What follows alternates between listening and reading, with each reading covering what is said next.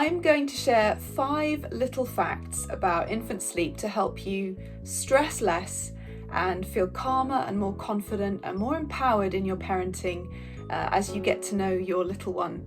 So the first thing is that the brain is adaptive. Lots of parents worry that if their child isn't sleeping a solid 12 hours, or if they're not achieving hour-long naps or 2-hour naps, that somehow this is not going to be restorative. But actually the brain is incredible. It knows how much sleep you need. It knows what stage of sleep you need. So those little 10-minute naps on the fly as your baby falls asleep in the car seat or in the pushchair or on your shoulder, all of that is good sleep. Any sleep is good sleep, whether it's vertical, lying down, in your arms, all sleep is supportive for your little one. So the brain knows whether you need more dreaming sleep, more deep sleep, and it will micromanage the type of sleep that your baby actually achieves. That's the first thing. The brain is adaptive. The second thing is that you are not responsible for making your baby sleep or for ensuring that your baby sleeps a certain amount of time. You are just responsible for being responsive to your baby, for getting to know them, for prioritizing that close, loving relationship with them, and for providing the comfort and security that they need in order to be able to fall asleep. Because sleep does not occur in a stress state. It occurs when we're calm and relaxed. So the best thing you can do to facilitate sleep for your little one is to facilitate that calm, relaxed environment. And partly that comes from you being calm and relaxed and enjoying parenting and knowing that you are the expert on your baby. So you are not responsible for making your baby sleep. You are just responsible for being there for them and meeting their needs and providing the conditions that they need to fall asleep, which is a stress-free environment.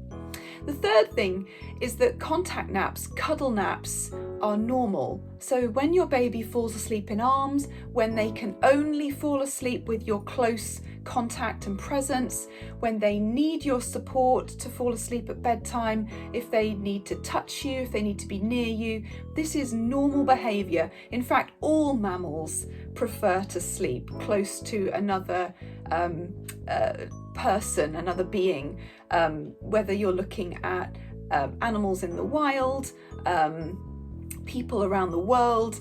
Most people prefer to sleep close to somebody else, and babies are no different. So it's normal for babies to fall asleep being held, being cuddled, being rocked, being walked in the sling, over your shoulder.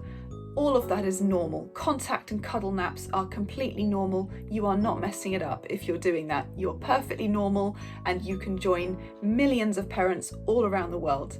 The fourth thing is that feeding to sleep is entirely normal. Whether your baby is breast or bottle fed or a combination of the two, feeding to sleep is normal. Feeding induces a complex cocktail of hormones, many of which actually induce deep sleep. So when your baby falls asleep at the breast or on the bottle, it's completely normal. In fact, it's sometimes really hard to stop them from doing that. It doesn't mean that they will always need feeding in order to fall asleep throughout their life, but it is a completely normal feature of infant sleep. And the other important thing to know about this is that babies can actually feed effectively in light sleep.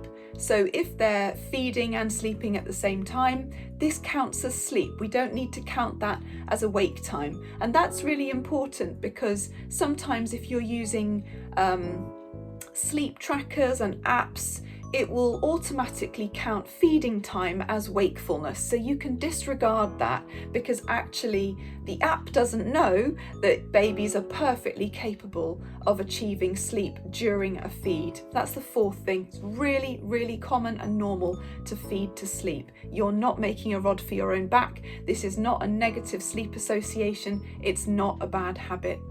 And fifthly and finally, sleep cues for your child are completely individual. Some children go pale, some children rub their eyes, some children yawn, others don't. Some have a funny pattern of behaviours that are completely unique to them. Some children have absolutely no cues apparently whatsoever, and they just seem to go from awake to asleep with very little in between. Some children go from awake to losing the plot with very little in between. The point is that children don't always yawn because they're tired. Now, this is really important because getting to know your baby is a process that will develop over time. It's not always obvious what children are trying to tell us, but by being curious, by watching their behaviour, by learning what different cues and behaviours mean for your little one, you will learn when they are telling you that they're ready for sleep. And that way you can abandon rigid, prescriptive sleep schedules or nap trackers or suggested routines for little ones, and you can simply focus on what your child is telling you. Now, this is really important because if you try and put your child to bed when a particular chart or schedule says that your child should be tired and needs a nap, this might backfire, because if tiredness is not the problem, sleep is not the answer. And it means that you could be trying very hard to try to get your baby to fall asleep when they're not actually tired.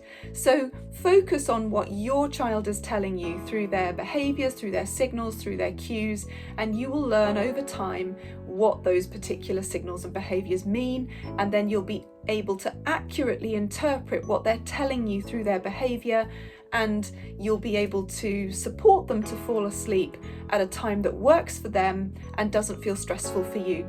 So 5 quick tips to support you to feel less stressed and more confident as you support your newborn with their sleep.